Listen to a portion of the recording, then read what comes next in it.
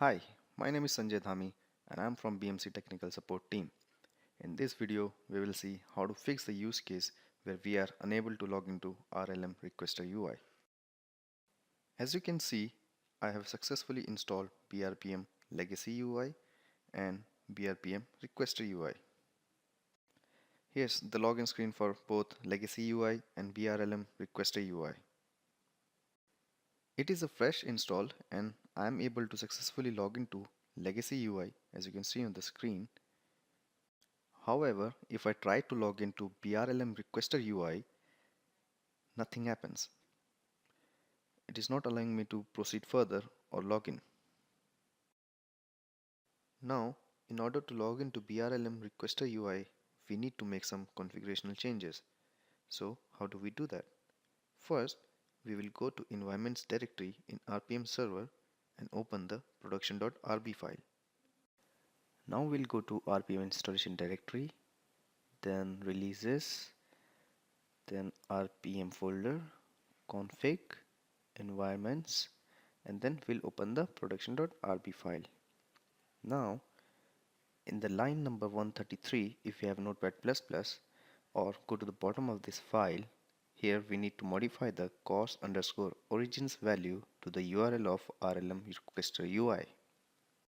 In my lab instance, you can see three values for cos_origin. First one is no_cos_access, which means if this is enabled or uncommented, then no machine will have access to BRLM requester UI. Second one is blank, which means any server can have access to BRLM requester UI. I have set this in my lab machine. The last one is brpm-host.bmc.com:80, which means this server brpm-host.bmc.com, which is the domain name of the server where I have installed BRLM requester UI, can have its access. We will save the file. Next, we need to update the global_config.js file to the fully qualified domain name instead of IP address. So we'll go to BRLM UI install home, then to the RLM UX directory, then to the config directory. Here we have global_config.js file. We will edit this. Here in this file, we need to update the RPM_URL value with the fully qualified domain name and not any IP address.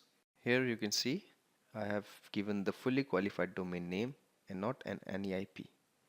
So we will save this file. After saving the file, we need to restart the RPM service.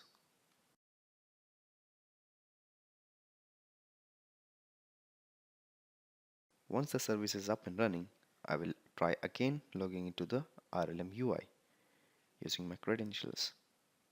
Login. So this has successfully logged me in to the RLM UI. Hence, by doing all these configurational changes, we can log into the RLM UI. Thank you for watching.